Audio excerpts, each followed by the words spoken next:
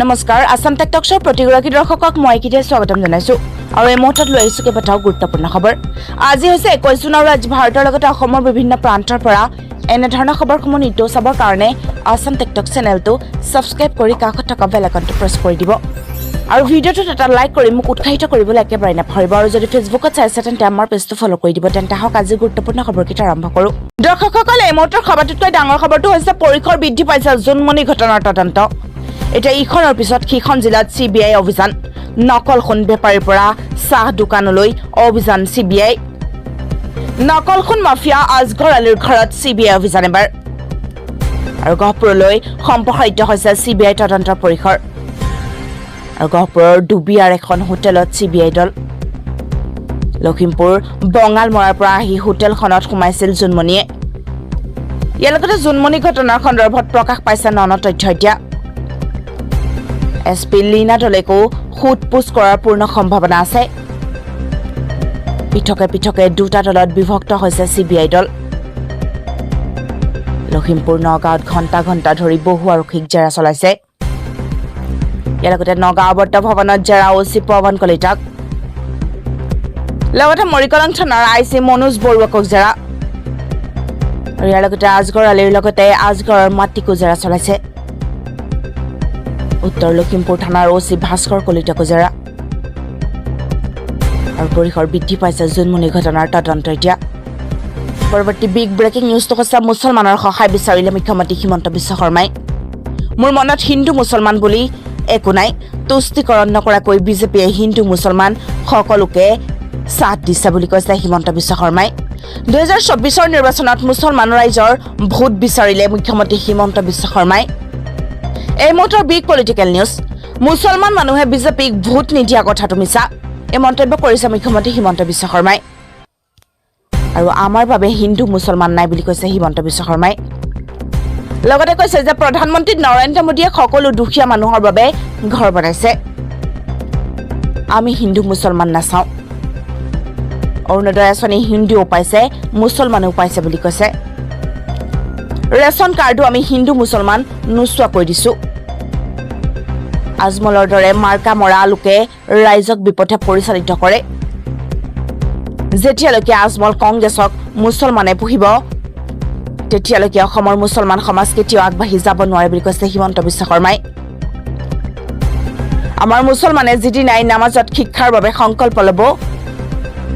তেতিয়াই আমাৰ মুছলমান সমাজে আগবাঢ়ি যাব বুলি কৈছে 10টা ল'ৰা ছোৱালী জন্ম দি যদি খুৱাব নোৱাৰিলে আল্লাহৰ দৃষ্টিত গুনাহ হ'ব দুটা সন্তান জন্ম দি বিশ্ববিদ্যালয়লৈকে পঢ়ুৱা লোককহে আল্লাই দোৱা দিয়ে আজমল আৰু কংগ্ৰেছে কেতিয়াও মুছলমানৰ উন্নয়ন নিবিচাৰে বুলি কৈছে কংগ্ৰেছৰ দিনত মুছলমানে ঘৰ নেপালে অৰুণোদয় নেপালে কলেজ নেপালে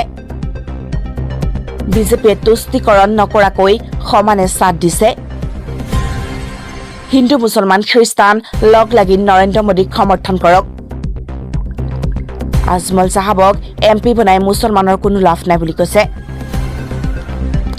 ধুবুৰীত এবাৰ আপোনালোকে বিজেপিক জিকাব লাগিব বুলি কৈছে হিমন্ত বিশ্ব শৰ্মাই আজিলৈকে মুছলমানক কোনো দল চৰকাৰে মৰ্যাদা নিদিলে লগতে কৈছে যে প্ৰথমবাৰলৈ বিজেপি চৰকাৰে দেখি মুছলমানক ইজ্জত দিছে ধুবুৰীত এমপি জিকাই দিয়ক ধুবুৰীত মই কাম কৰিম বুলি কৈছে হিমন্ত বিশ্ব শৰ্মাই হিন্দু মুছলমান সকলো ধৰ্মৰ উপস্থিতিয়ে প্ৰমাণ কৰিছে বিজেপি জিকিবই বুলি আন এটা গুৰুত্বপূৰ্ণ খবৰ হৈছে ঈদত কুৰবানি দিয়াক লৈ কি ক'লে মুখ্যমন্ত্ৰী হিমন্ত বিশ্ব শৰ্মাই খনকীয়া ভাষ্য গৰুৰ কথা সুধিলে মই কি উত্তৰ দিম মইতো কম গৰু মই এইটোৱে কম যে গৰুক ভাল কৰি ৰাখক খুৱাই বুৱাই ডাঙৰ কৰক আৰু আপোনালোকে যদি মোক কুৰবানিৰ প্ৰশ্ন সোধে মই কি উত্তৰ দিম মই ক'ত হস্তক্ষেপ কৰিম ইয়াতে আইনত যি আছে পঢ়ি ল'ব মই আৰু এতিয়া মানুহক গৈ কম নেকি যে আপোনালোকক কুৰবানি দিব আহ্বান জনাইছোঁ বুলি মইতো মানুহক কম যে ভাই যিমান পাৰে ভেজিটেৰিয়ান হওক যিমান পাৰে ভাল স্বাস্থ্য ভাল বস্তু খাওক হেল্থি হৈ থাকক বাকি আৰুতো যোনে য'ত যি ধৰণৰ ধৰ্মৰ নীতি নিয়ম আছে পালন কৰিব তাত মোৰতো ক'বলগীয়া একো নাই 1 লাখ নহয় 2 লাখ ল'ৰা ছোৱালীক 2 লাখকৈ টকা বৃদ্ধি পাই গৈ থাকিব অৰুণোদয় ধন ৰাইজৰ বাবে 15টাকৈ বৃহৎ ঘোষণা মুখ্যমন্ত্ৰীৰ 40 লাখ মহিলাক 10,000কৈ টকা ইয়াৰ লগতে পুনে পুনে বেংক একাউণ্টত সোমাব এই টকা আৰু পৰৱৰ্তী সময়ত আৰু দিয়া হ'ব এই ধন লগতে বছৰে বছৰে নতুন নিযুক্তি দিয়া হ'ব ইয়াৰ লগতে অক্টোবৰত 40 লাখ মানুহক ৰেচন কাৰ্ড দিয়া হ'ব আৰু 62 লাখ পৰিয়ালক 5 লাখ টকাৰ বিনামূলীয়া চিকিৎসা সেৱা প্ৰদান কৰিব আৰু লগতে ৰেচন কাৰ্ড থকা সকলোৱে পাব এই সুবিধা পোনপটীয়াকৈ বেংক একাউণ্টত দিয়া হ'ব এই ধনৰাশি প্ৰতি বছৰে বৃদ্ধি হৈ থাকিব অৰুণোদয় ধন লগতে 1400 টকালৈ বৃদ্ধি অৰুণোদয় ধন ইয়াৰ লগতে নতুনকৈ 35 লাখ পৰিয়ালক দিয়া হ'ব অৰুণোদয় টকা তীব্ৰ গতিত চলিছে জুনমনি ৰাভাৰ CBI তদন্ত পৃথকে অভিযান চলাইছে CBI দুটা দলে আজগৰালীৰ মাটি আমিনা খাতুনৰ ঘৰত CBI দলৰ অভিযান লগতে নকলখনৰ ব্যৱসায়ী আজগৰালীৰ মাটিয়ে 13 মে'ত দাখিল কৰিছিল এজাহাৰ ইয়াৰ লগতে আমিনা খাতুনে দাখিল কৰিছিল জুনমনি ৰাভা সহ কেইবাজনৰ বিৰুদ্ধে এজাহাৰ ইয়াৰ লগতে অভিযোগ আছিল 6 মে'ৰ নিশা আজগৰালীক ঘৰৰ পৰা উঠাই নি গহপুৰত এৰি দিছিল আৰু 6 লাখ টকাৰ বিনিময়ত আজগৰালীক এৰি দিয়াৰ অভিযোগ আনিছিল আমিনা খাতুনে জুনমনিৰ মাটিৰ এজাহাৰ ভিত্তিত তন্নকৈ অভিযান চলাইছে CBI এতিয়া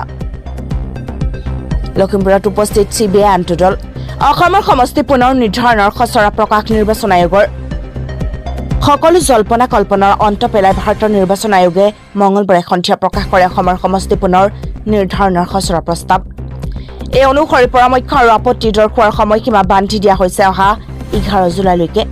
খচৰা সন্দৰ্ভত অসমৰ দল সংগঠনকে ধৰি আন অংশীদাৰসকলৰ পৰা ৰাজহুৱা শুনানি গ্ৰহণ কৰিব নিৰ্বাচন আয়োগে আৰু শুনানিৰ বাবে জুলাই মাহত পুনৰ অসম ভৱনলৈ আহিব আয়োগ কি প্ৰস্তাৱ আছে এই খচৰাত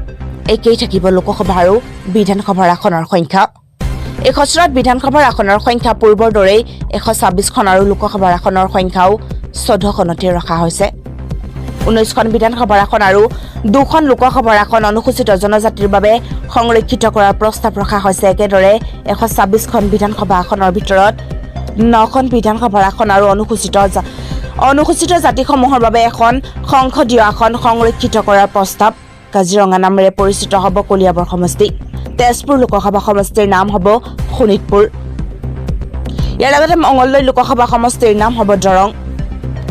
প্ৰধানমন্ত্ৰী মোদীক AICWৰ আবেদন আদি পুৰুষ নিষিদ্ধ কৰিবলৈ মেকাৰৰ বিৰুদ্ধে FIR দাখিল ৰামায়ণক আদি পুৰুষৰ ৰূপত উপস্থাপন কৰি বিপদত পৰিছে চলচ্চিত্ৰ পৰিচালক ৰাৱত প্ৰথমে নেপালে এই বিতৰ্কিত ছবিখন নিষিদ্ধ কৰিছিল আৰু এতিয়া দেশত এই ছবিখন নিষিদ্ধ কৰাৰ দাবী উত্থাপন হৈছে এই সন্দৰ্ভত অল ইণ্ডিয়ান চিনে ৱৰ্কাৰ্ছ এছ'চিয়েশ্যনে প্ৰধানমন্ত্ৰী মোদীলৈ এখন পত্ৰ লিখি ছবিখন নিষিদ্ধ কৰাৰ দাবী উত্থাপন কৰিছে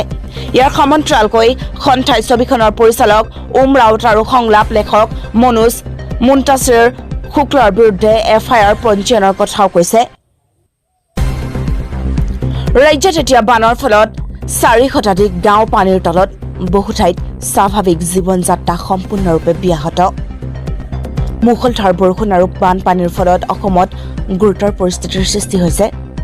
বানপানীৰ ফলত ৰাজ্যখনৰ বহু ঠাইত স্বাভাৱিক জীৱন সম্পূৰ্ণৰূপে ব্যাহত হৈছে অসম ৰাজ্যৰ 10খন জিলাৰ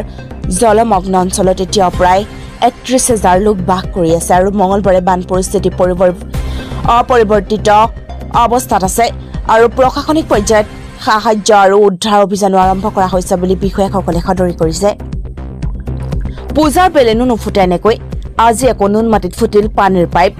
মঙলবাৰে গুৱাহাটী মহানগৰীত আকৌ পানীৰ পাইপলাইন ফুটি যোৱা ঘটনা সংঘটিত হৈছে লাভ কৰা তথ্য অনুসৰি বিয়লি নুনমাটি 2 নং ছেক্টৰত এই ঘটনা সংঘটিত হৈছে সূত্ৰই জনোৱা অনুসৰি পানীৰ পাইপ ফুটি যোৱাৰ পিছতে অঞ্চলটোত পানী যোগান বন্ধ কৰি দিয়া হয় আৰু শেহতীয়া খবৰ অনুসৰি মহানগৰ জিলা প্ৰশাসনে স্পষ্ট কৰি দিছে যে ক্ষতিগ্ৰস্ত পাইপলাইনটো ইণ্ডিয়ান অইল কৰ্পোৰেশ্যন লিমিটেডৰ পাইপলাইন ফাদিল হ'ল হিন্দু ধৰ্ম গুৰুৰ স্বৰূপ আশ্ৰমত নাবালিকাক ধাৰাবাহিকভাৱে ধৰ্ষণ এজন হিন্দু ধৰ্মীয় গুৰুৰ বিৰুদ্ধে নাবালিকাক ধাৰাবাহিক ধৰ্ষণৰ গুৰুতৰ অভিযোগ উত্থাপন হৈছে অভিযোগ মতে হিন্দু পুৰোহিত গৰাকীয়ে নাবালিকাগৰাকীক তেওঁ আশ্ৰমত কেইবাবাৰো ধৰ্ষণ কৰিছিল আৰু আশ্ৰমৰ পৰা পলায়ন কৰি নাবালিকাগৰাকীয়ে থানাত এজাহাৰ দাখিল কৰাৰ পাছতহে ঘটনাটো পোহৰলৈ আহিছে আৰু অভিযুক্ত হিন্দু ধৰ্মগুৰুগৰাকী হৈছে স্বামী পূৰ্ণানন্দ উল্লেখ্য যে 11 বছৰ পূৰ্বে এগৰাকী স্বামী পূৰ্ণানন্দৰ বিৰুদ্ধে একেই অভিযোগ উত্থাপন হৈছিল আমি শান্তিৰ পক্ষত আছো এই মন্তব্য নৰেন্দ্ৰ মোদীৰ প্ৰধানমন্ত্ৰী নৰেন্দ্ৰ মোদীয়ে মঙলবাৰে কয় যে চলি থকা ৰাছিয়া ইউক্ৰেইন সংঘাতত ভাৰতে শান্তিৰ পক্ষত থিয় দিছে ইতিমধ্যে এই কথা ৱাল ষ্ট্ৰীট জাৰ্নেলে প্ৰকাশ কৰিছে আমেৰিকা যুক্তৰাষ্ট্ৰ ভৱনৰ পূৰ্বে WSJৰ সৈতে হোৱা এক সাক্ষাৎকাৰত মোদীয়ে কয় যে যেতিয়া ইউক্ৰেইনৰ সংঘাতৰ কথা আহে তেতিয়া কিছুমান লোকে কয় যে আমি নিৰপেক্ষ কিন্তু আমি নিৰপেক্ষ নহয় আমি শান্তিৰ পক্ষত আছো